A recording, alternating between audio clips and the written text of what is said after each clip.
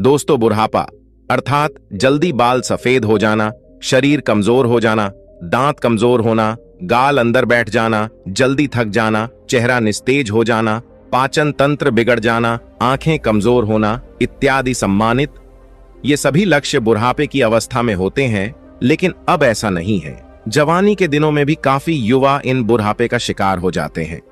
तो आइए इसी बात को हम एक बौद्ध कहानी से समझते हैं। इससे पहले आप इस वीडियो को लाइक करें और अब तक आपने हमारे चैनल को सब्सक्राइब नहीं किया तो प्लीज चैनल को सब्सक्राइब कर लें और बेल नोटिफिकेशन को ऑल पर सिलेक्ट कर दें ताकि हमारी आने वाली वीडियो की सूचना सबसे पहले आपको प्राप्त हो। तो चलिए आज की कहानी को प्रारंभ करते हैं। दोस्तों, एक बार महात्मा बुद्ध एक सम्राट के राजदरबार में जाते हैं और उनसे पूछते ही, राजन बताइए आप लोग की प्रजा कैसी?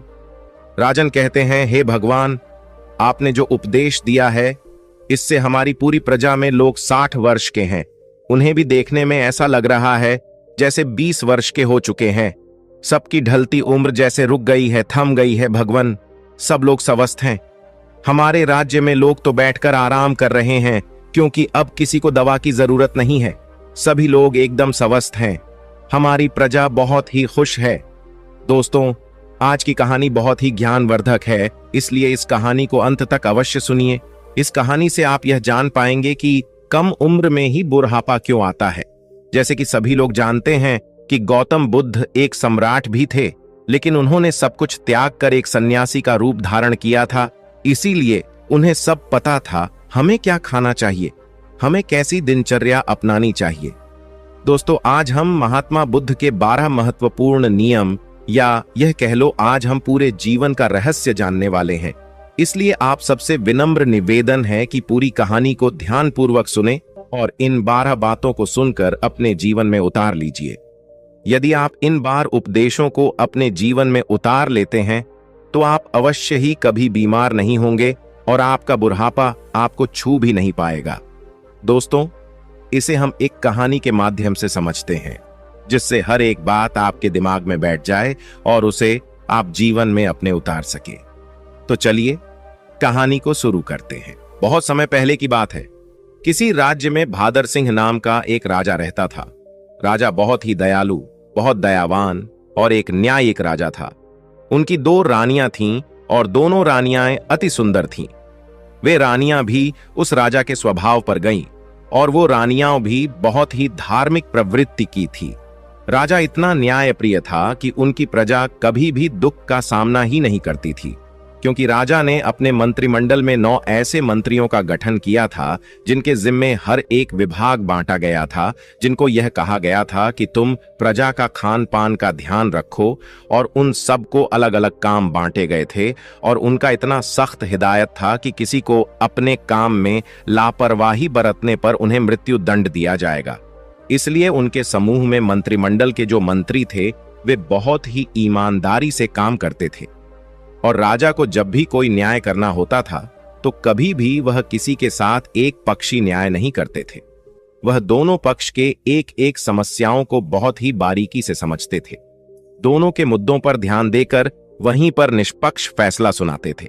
इस तरह से राजा के पूरे राज्य की प्रजा बहुत ही सूखी और राजा हर हफ्ते राज्य का एक चक्कर लगाते थे और पूरे राज्य के जीतने लोग भी थे। उन सबको सभा में बुलाया जाता था। किसके घर में कितना अनाज हो रहा है, किसके घर में खाने के लिए है कि नहीं, इस प्रकार राजा की व्यवस्था होती थी। इसलिए उनकी प्रजा सुखी जीवन व्यतीत कर रही थी। उनका राज्य बहुत अच्छे से चल रहा था। सारी प्रजा सुखी थी और इसी सुख की वजह से हमेशा प्रजा राजा का गुणगान करती थी। ऐसे ही एक दिन सभा चल रही थी। तभी उस सभा में एक किसान और उसकी पत्नी आते हैं और कहते हैं, महाराज, आज हमारे पास एक बहुत बड़ी समस्या है। कृपया आप हमारी समस्या का समाधान करें। राजन बोले, बताइए क्या बात है। किसान कहता है कि मेरे 2 बेटे हैं और अभी उनकी उम्र बहुत कम, अभी से ही उनकी उम्र ज्यादा से ज्यादा 26 से 28 साल की होगी, लेकिन वह देखने में ऐसे लग रहे हैं जैसे उनकी उम्र 60 वर्ष की हो चुकी है। उनके सिर से बाल झड़ते जा रहे हैं, उनका पेट निकलता जा रहा है, वे बहुत आलसी हो गए हैं, कोई भी काम नहीं करते हैं। हमने इधर उधर से बहुत दवाइयां करवाई लेकिन कोई फायदा नहीं हुआ। महाराज कहते हैं ठीक है और अपने मंत्री जी को आदेश देते हुए कहते, मंत्री जी अपने राजवेद से इस किसान के बेटे का इलाज करवाया जाए और जो भी खर्च होगा उसे राज्य कोष से भरा जाए। और मंत्री जी ऐसा ही करते हैं। फिर राजवैद्य किसान के दोनों बेटों का इलाज राजकोष से करते हैं।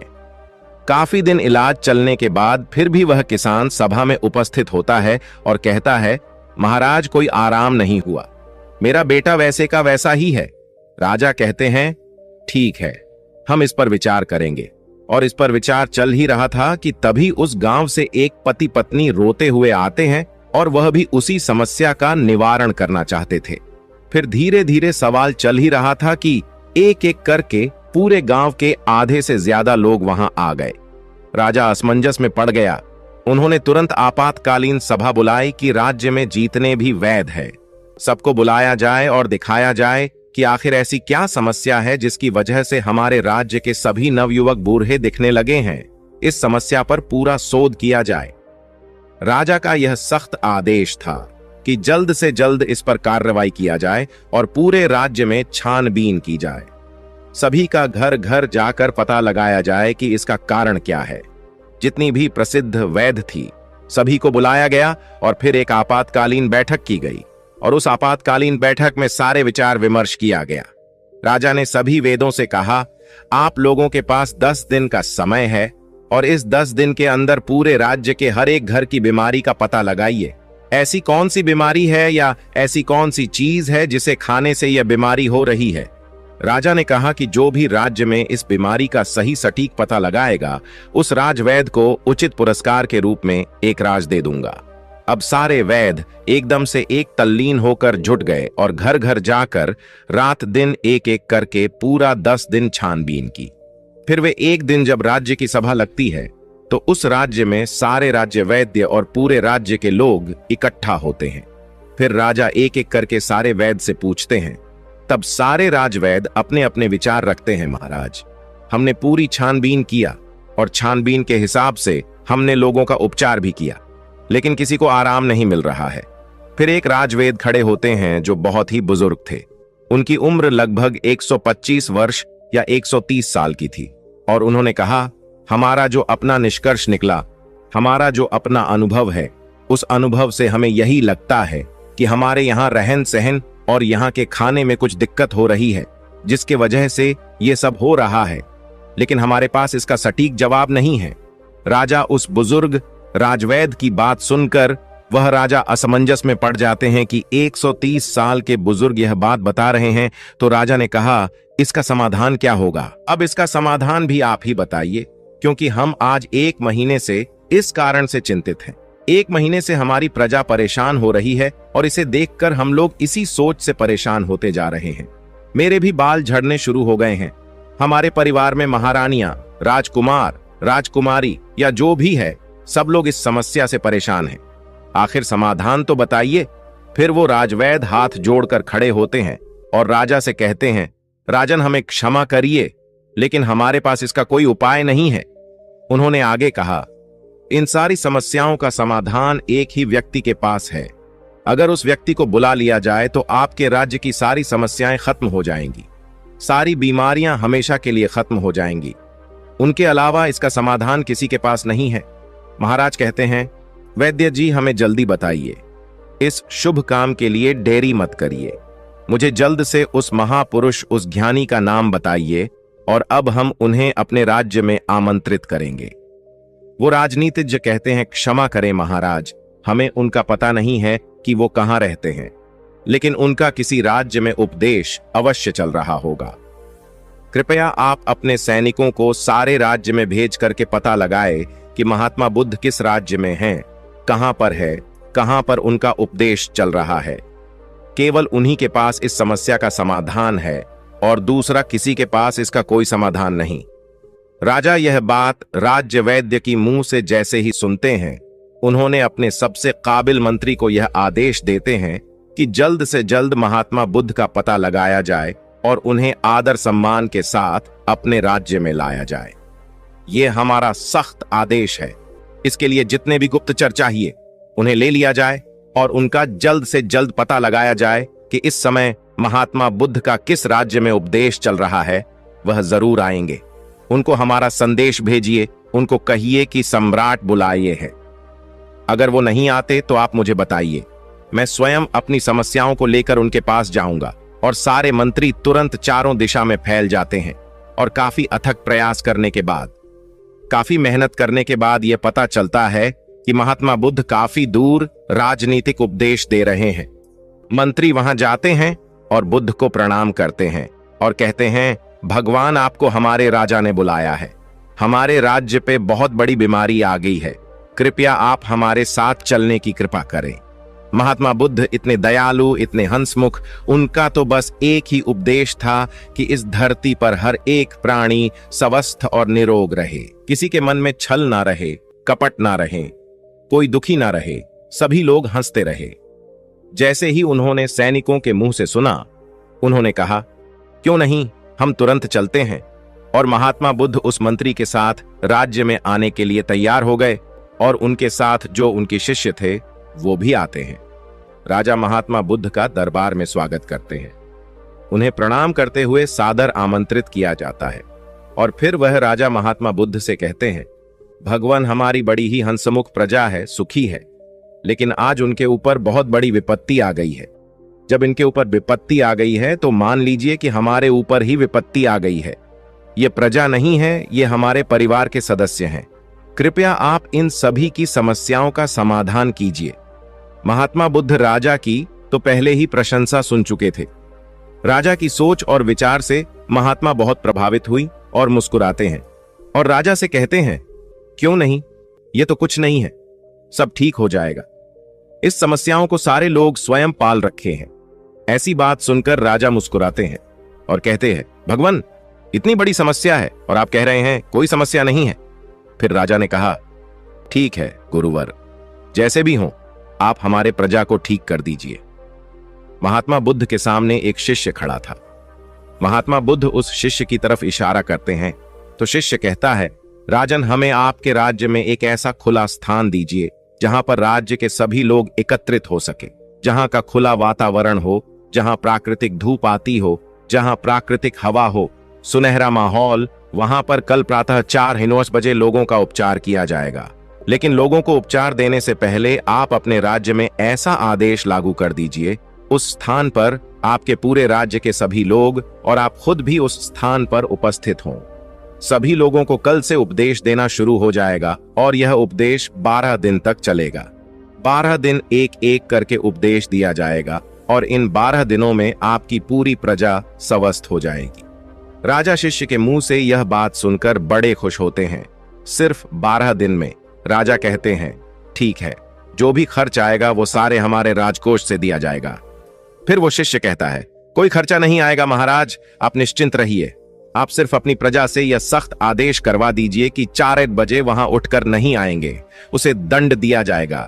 राजा यह आदेश लागू कर दिए और बोले, कल सुबह सबको वहां आना है। राजा ने एक बहुत बढ़िया सा स्थान निर्धारित किया और कहा कि कल पूरी प्रजा उसी स्थान पर आएगी, हम भी आएंगे और वहां पर महात्मा बुद्ध के विचार सुनेंगे और जैसे जैसे महात्मा बुद्ध कहेंगे उनका पालन किया जाएगा और हमारे सारे गुप्तचर सबके घरों पर निगरानी रखेंगे। जो भी उपदेश का पालन नहीं करेगा उसे सभा में दंडित किया जाएगा। यह सारी बातें घोषित करने के बाद पूरे प्रजा राजा को प्रणाम करती हैं और कहते हैं, नहीं महाराज, हम सभी लोग वहां उपस्थित अवश्य होंगे। महात्मा बुद्ध को सभी लोग प्रणाम करते हैं और वहां से चले जाते हैं। उस दिन की सभा वहां पर स्थगित कर दी गई और अगले दिन महात्मा बुद्ध का प्रवचन होने वाला ही था। सबके सब 4 बजे महात्मा बुद्ध का प्रवचन सुनने के लिए पहुंच जाते हैं। फिर महात्मा बुद्ध सभा में अपने शिष्य को इशारा करते हुए कहते हैं कि लोगों को बताओ। उनका शिष्य अपने स्थान पर से खड़ा होता है और कहता है, कल से पूरे राज्य के लोग सुबह 4 बजे ब्रह्म मुहूर्त जब शुरू होगा उसी समय उठने के बाद 2 से 3 गिलास गुनगुना पानी करना है और उस गुनगुने पानी को मिट्टी के बर्तन में घूंट घूंट करके पीना है। जो इसका अनुसरण नहीं करेगा उसे आराम नहीं होगा। यह महात्मा बुद्ध का पहला उपदेश था। इस पहला उपदेश का पालन करना है और कल दूसरा उपदेश दिया जाएगा। कल इस उपदेश का सभी लोग पालन करके आएंगे और सभा वहीं पर समाप्त होती है। फिर अगले दिन सभी लोग समय से वहां उपस्थित हो जाते हैं। सभी लोगों से महात्मा बुद्ध किसी से पूछते हैं कि क्या हुआ, कितने लोग पालन किए। सभी लोगों ने हाथ उठाया और सभी लोगों ने कहा, हमने इसका पालन किया है और आज हमें बहुत आराम मिला है। हमारा पेट बहुत अच्छे से साफ हुआ, शरीर बिल्कुल हल्का हल्का लग रहा है और हम बिल्कुल स्वस्थ लग रहे हैं। फिर महात्मा बुद्ध शिष्य से कहते हैं, तब शिष्य कहता है, अब दूसरा उपदेश यह है कि सबको टहलने चलना है और चलना कितना है, 2 से 3 किलोमीटर। उसमें जो बच्चे हैं, नौजवान हैं, वह दौड़ेंगे और जो सामान्य लोग हैं, जो 40 से 50 की उम्र की हैं, वह तेज चलेंगे और वे 1 सेकंड में 1 कदम 1 मिनट में 60 कदम चलेंगे और दौड़ सकेंगे तो दौड़ेंगे। बहुत तेजी से नहीं दौड़ना है, बस अपनी क्षमता के अनुसार 2 से 3 किलोमीटर तक ही चलना है। वह दूसरे दिन का उपदेश था। अगले दिन फिर से सभा शुरू होती है, फिर से सभा लगती है। फिर से सभा में वह पूछता है सभी लोगों से, आप लोगों ने पहले 2 दिन का पालन किया? सभी लोगों ने अपने हाथ उठाकर सहमति जताई। शिष्य पूछता है कि आप लोगों को कैसा लग रहा है? तब वे कहते हैं, गुरुवर, हमको कोई बीमारी नहीं है, ऐसा लग रहा है। फिर से शिष्य कहता है, अब सब लोग योग करें। प्राणायाम अपने हिसाब से सभी लोग प्राणायाम, जिसमें अनुलोम विलोम शामिल होगा। अनुलोम विलोम कैसे किया जाता है? अनुलोम विलोम कैसे किया जाता है? सूर्य प्राणायाम कैसे किया जाता है? यह सब उस शिष्य ने सभी को बताया और कहा, सभी लोग को कम से कम 30 मिनट से लेकर 45 मिनट तक इसे रोजाना करना है। और उस दिन की सभा भी समाप्त हो गई। अगले दिन फिर सभा लगी और उस सभा में सारे लोग उपस्थित हुए और उस उपस्थिति के बाद सबसे दिनचर्या पूछी जाती है, किसने कितना अनुसरण किया?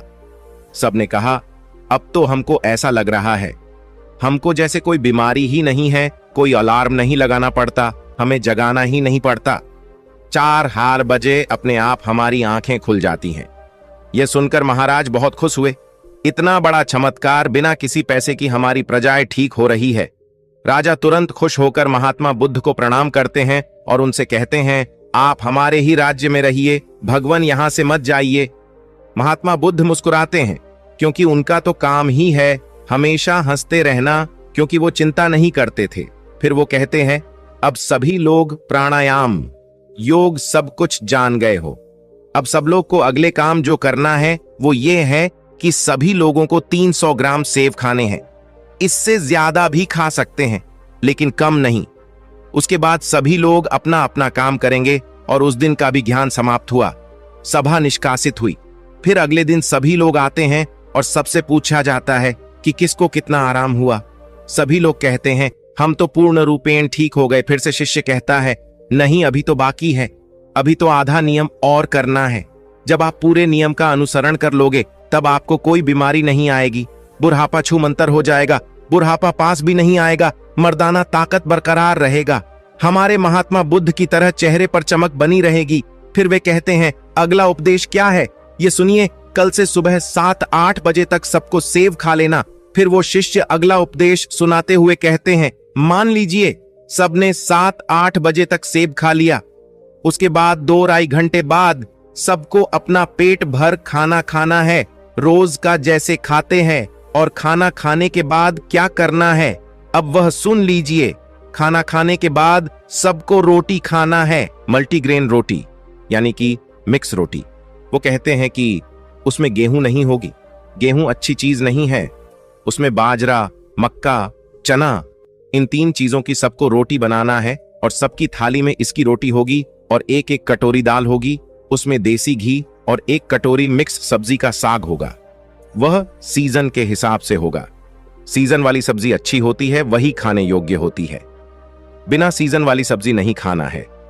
बिना सीजन वाली सब्जी स्टोर रूम में स्टोर की हुई रहती है, जो कि काफी दिनों से रखी होती है। और खाना खाने के 30 मिनट बाद सभी को 1-1 कटोरी दही खाना है।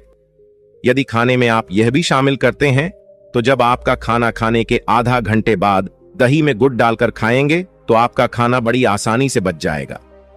फिर से शिष्य ने कहा, यह आज का उपदेश था, समाप्त हुआ और कल सभी लोग इसका अनुसरण करके आएंगे और सब लोग खुशी खुशी अपने घर को जाते हैं। जैसे उपदेश से बताया गया था ठीक उसी प्रकार सभी लोग उसका पालन करते हैं। फिर अगले दिन की सभा होती है और सारे लोग सभा में उपस्थित होते हैं। सबसे पूछा जाता है कि किसको कितना आराम हुआ। तब लोग कहते हैं, भगवान, हमको तो कुछ बीमारी ही नहीं है, हम तो पूर्ण रूप से ठीक हो गए, हमको तो लगता ही नहीं है कि हम कभी बीमार हुए थे। महाराज और खुश हो गए। वह कहते हैं, यह तो खाना ही खाने से सब लोग ठीक हो गए, खाने से सबकी बीमारियां ठीक हो गईं। धीरे धीरे लग रहा था जैसे कि सबका मोटापा भी अपने आप चला गया।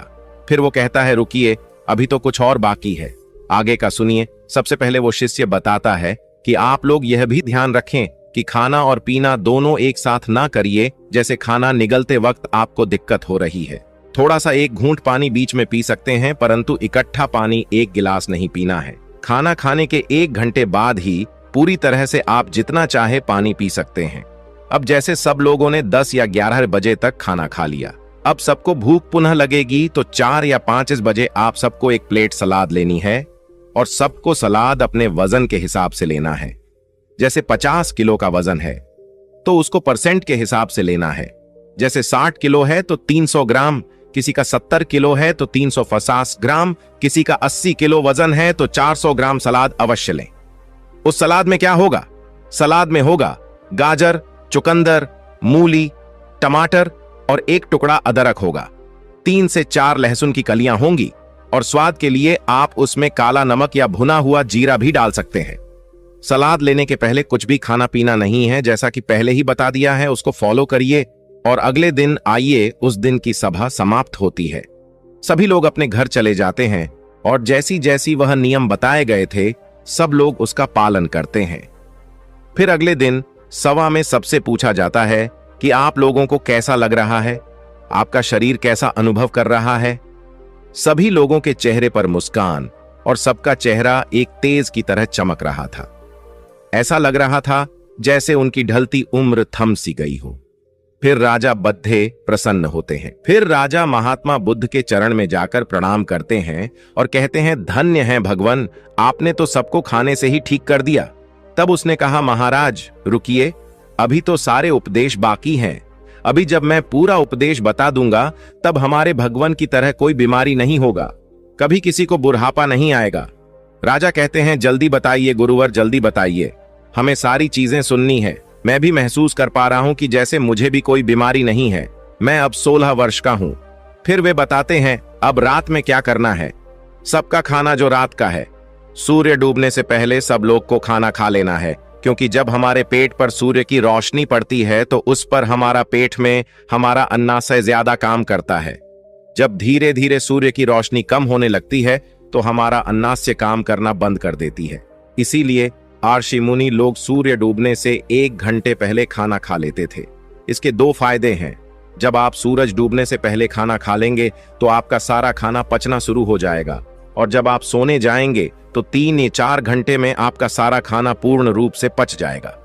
इसके फायदे, एक तो आपको नींद बढ़िया आएगा, और अगर आप लेट खाना खाते हैं तो अपने जीवन को बिगाड़ लेते हैं तो उससे आपको जल्दी नींद नहीं आएगी।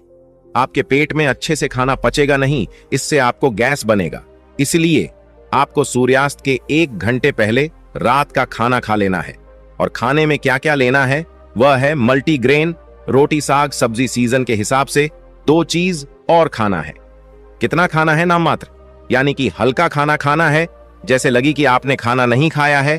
फिर उसके 1 घंटे बाद आपको 1 गिलास दूध पीना है, उसमें 3 ग्राम हल्दी डाल देना है। हल्दी शुद्ध घर का होना चाहिए, बाजार का नहीं। उसे उबालें और जब ठंडा हो जाए फिर उसको पीना है। हल्दी वाला दूध आपकी सारी बीमारी को नाश कर देता है। यही इतना शक्तिशाली होता है। अब सारे लोग इसका पालन करेंगे और उसका अनुसरण करेंगे।